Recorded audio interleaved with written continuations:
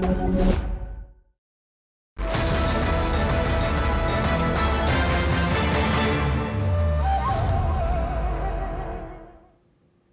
and welcome viewers, I am Pia and you're watching the channel report on NewsX World, and here are the headlines.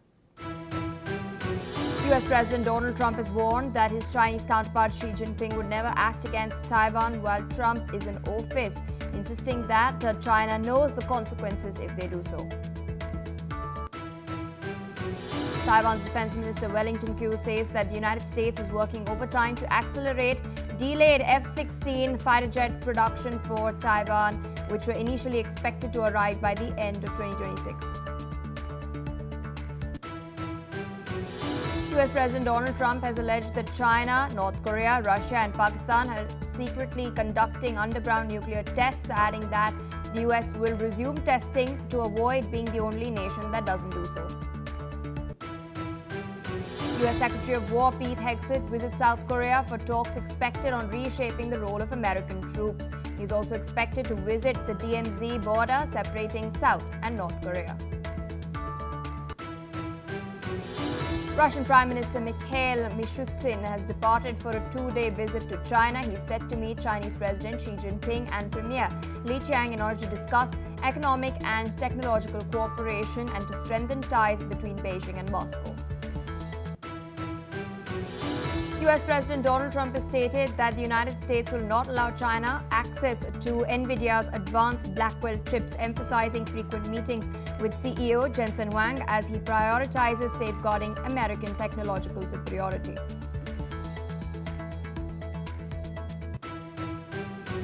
The US-brokered ceasefire in Gaza advances as Hamas has delivered the bodies of 3 hostages to Israel through the Red Cross. This comes amid disputes between both sides over delays in fully implementing the first phase of the agreement. US President Donald Trump has stated that he is not really considering providing Ukraine with long-range Tomahawk missiles, as Russia has warned that such arms transfers would not help achieve a settlement in the ongoing conflict. Well, viewers, those are the headlines and our top focus.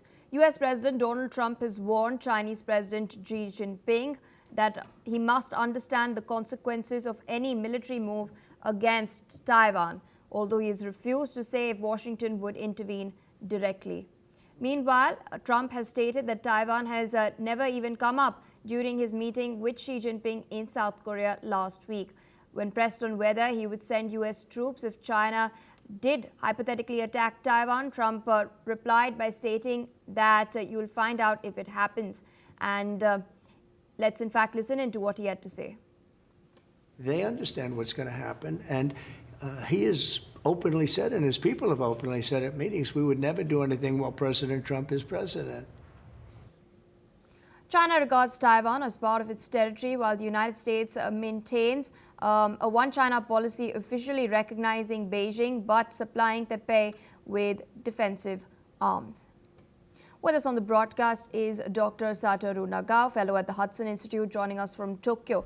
Thank you so much for taking our time and speaking to us on NewsX World. Interesting statement coming in from Donald Trump. There were, of course, a lot of concerns, especially on the Taiwanese side, as to whether Taiwan would even come up in the talks or not. Donald Trump ended up not raking the Taiwan issue whatsoever. Now he's come out and given an interview where he's given a very clear message to Xi Jinping. There are analysts who have sparked worries of China preparing to invade Taiwan. In your assessment, is this possible in the near future? And if so, what is the United States likely to do? This is a statement to reply the last U.S.-China summit. That time, despite 2 leaders of the United States and China talk about many issues, but in this case, there is no mention about Taiwan. So that's why the people worry about the U.S. stance toward Taiwan. There is a possibility they deal with something related with Taiwan.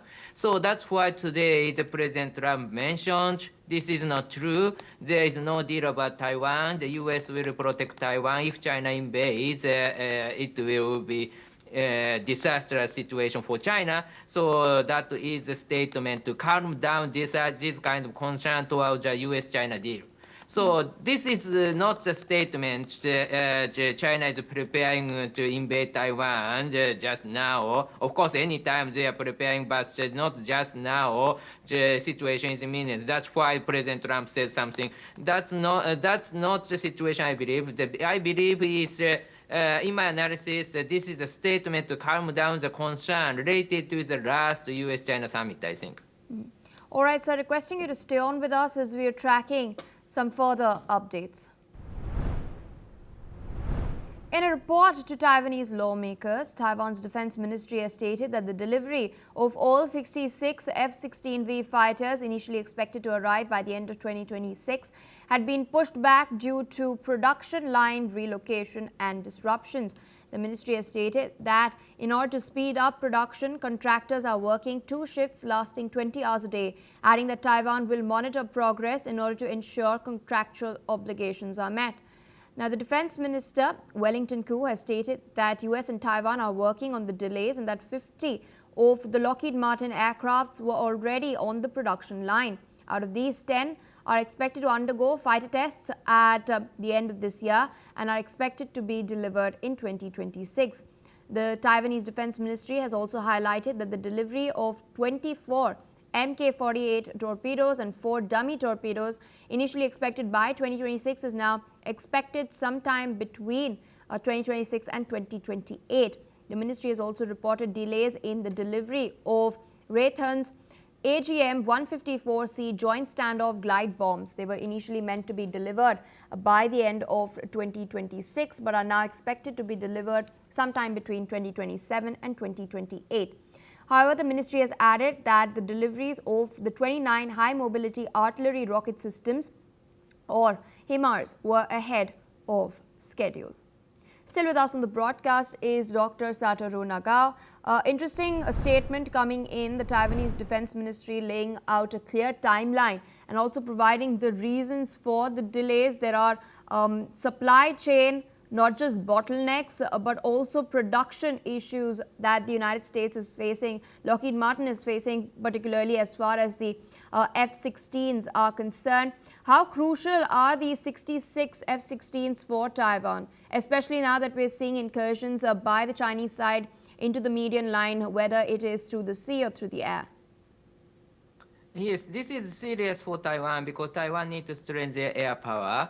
And in this case, the latest fighter jet came from the United States is matter.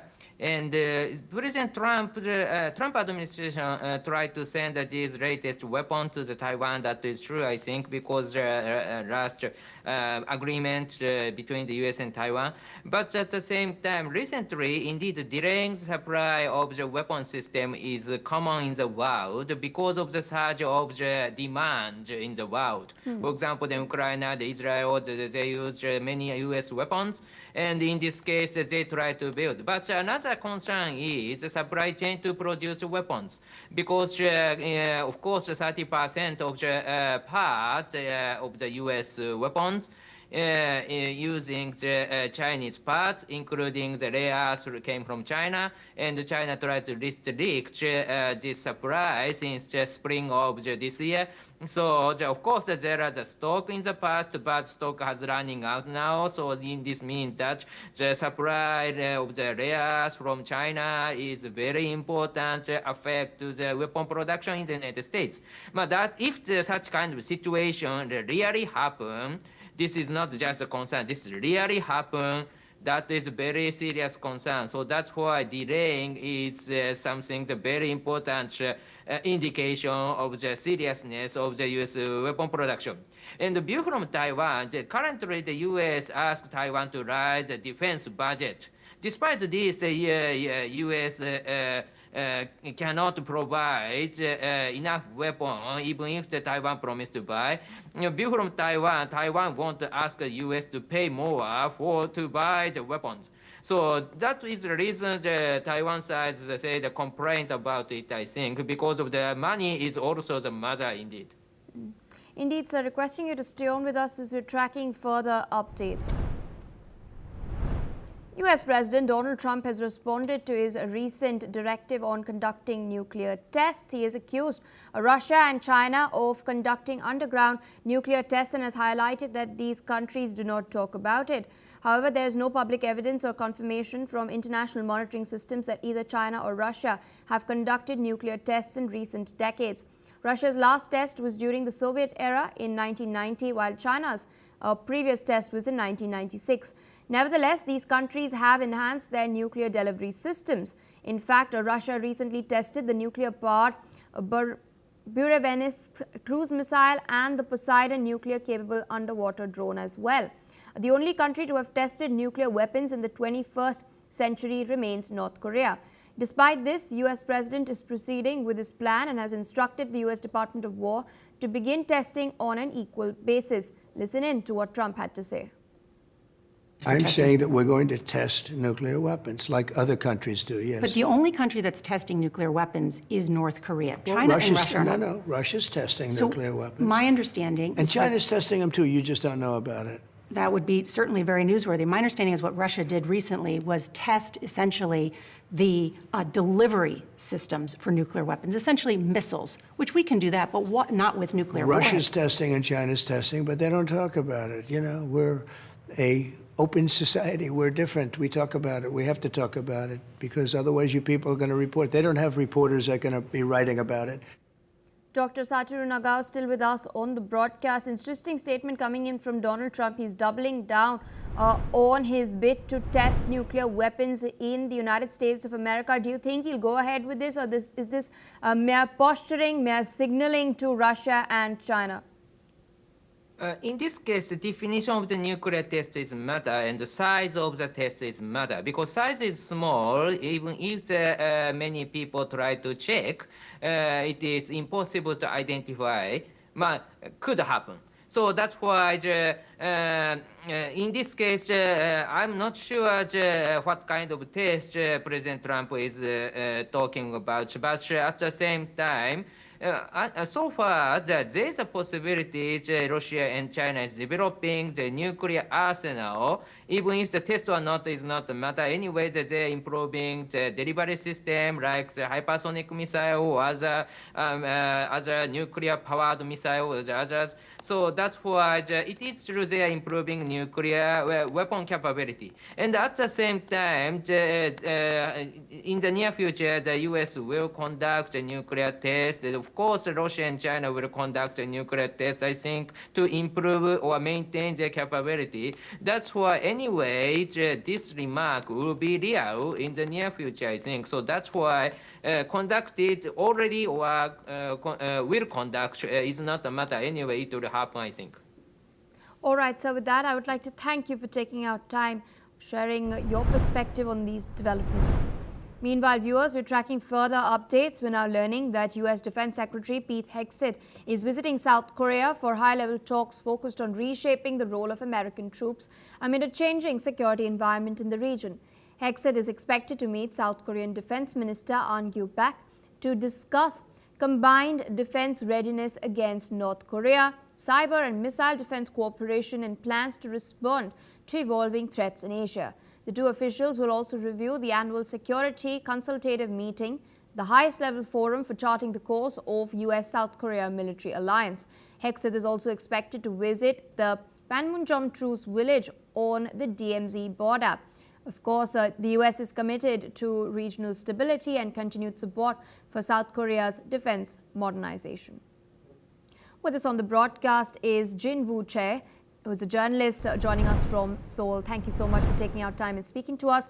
At the outset, I wanted to understand from you, what is the significance of Pete Hegseth's visit to South Korea at this particular time, right after Lee Jae-myung and Donald Trump had met on the sidelines of the APEC summit? What more can we expect from this meeting? This visit is highly symbolic and very deliberate, coming right after the Lee Jae-myung and Donald Trump meeting. It sends a clear message that both governments want to follow through quickly on the strategic direction set at the top level. It also shows that the alliance is moving in lockstep at a time when the regional security environment is becoming more complex. We should expect to see concrete discussions on strengthening deterrence, updating alliance structures, and aligning defense policies, especially as North Korea continues to advance its nuclear and missile capabilities. And of course, the joint visit to the DMZ is a very visible signal of allied unity and resolve. Indeed. And a quick follow-up, the defense chiefs are scheduled to hold the annual security consultative meeting tomorrow as well. From your perspective, what are the main objectives for this year's SCM meeting, and what can we expect as far as the outcomes are concerned? This SCM is really about taking the alliance into its next phase. There are three main goals. First, moving forward with the conditions-based transfer of wartime operational control in a way that maintains a strong combined readiness. Second, reinforcing extended deterrence and combined defense posture, including cooperation on missile defense and intelligence sharing. And third, expanding the alliance's role beyond the peninsula in areas like cyberspace and broader Indo-Pacific security. In short, it's about strengthening deterrence today while preparing for tomorrow's challenges.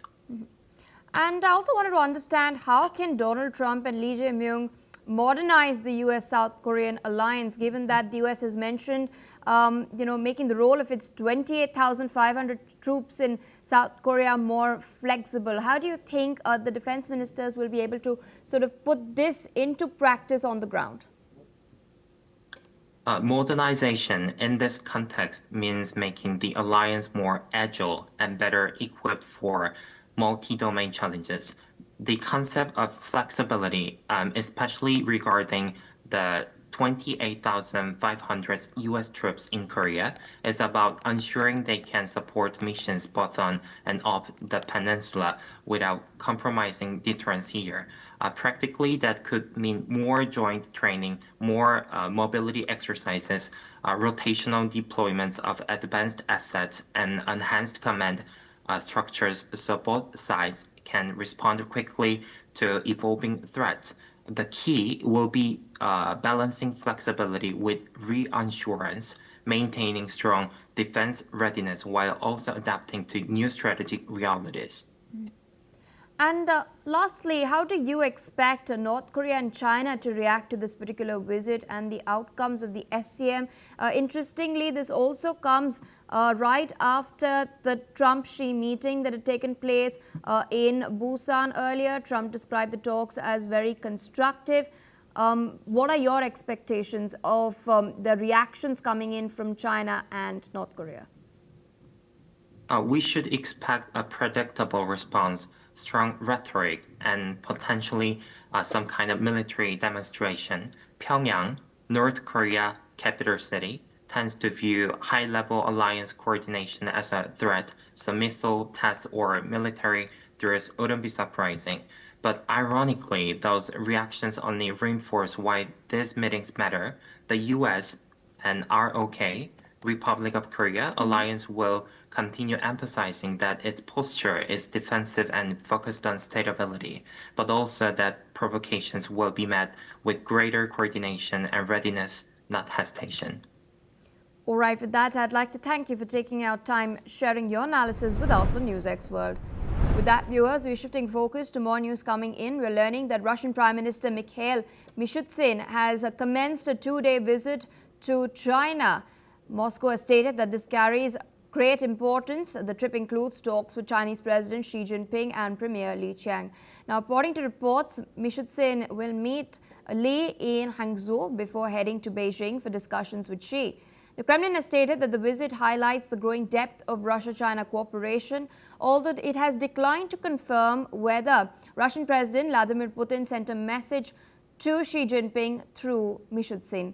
President Putin and Xi had forged a no-limits partnership back in 2022, just before the Russia-Ukraine war broke out. Since then, Moscow has leaned heavily on Beijing in order to cushion the impact of Western sanctions by boosting trade. increasing settlements in Yuan and deepening energy ties. The two sides are expected to focus on trade, transport, industrial and energy cooperation, as well as joint work in high technology and agriculture. More news coming in. US President Donald Trump has stated that NVIDIA's Blackwell AI chip will not be available to other people. He has also stated that the United States will not let China have NVIDIA's most advanced chips. NVIDIA had informed last week that it would supply more than 260,000 Blackwell AI chips to South Korea and to some of the country's biggest businesses, including Samsung Electronics. Meanwhile, Trump has also stated that he's meeting with NVIDIA CEO Jensen Huang very often. Huang also informed last week that NVIDIA has not sought US export licenses for the Chinese market because of Beijing's stance on the company, and that China had made it very clear that it does not want NVIDIA in the country at the moment. With that, viewers, we're tracking some breaking updates coming in from Afghanistan. We're learning that at least 9 people have lost their lives and more than 150 have been injured after a 6.3 magnitude earthquake struck Afghanistan. The United States Geological Survey reported that the earthquake hit at a depth of 28 kilometers near Mazar-e-Sharif, which has a population of more than 500,000. A spokesperson for the health department in Afghanistan has also confirmed the death toll. Buildings have collapsed due to the earthquake, including a school. Part of the holy shrine of Mazar-e-Sharif has also been destroyed. Remember, earlier in August, thousands died and many more were injured after an earthquake and a series of aftershocks hit Afghanistan.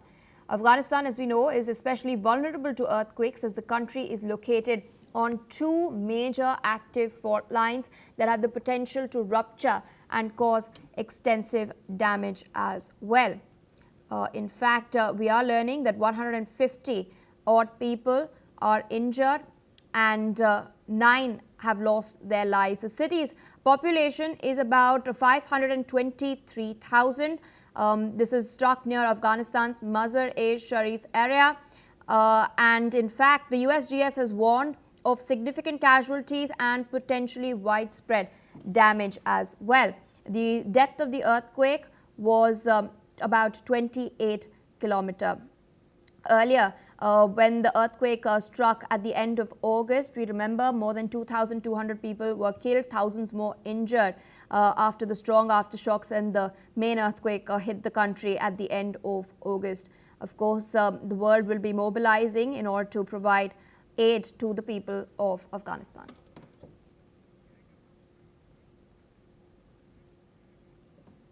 With that, viewers, it's a wrap on the China Report. More news and updates on the other side. Stay tuned on NewsX World.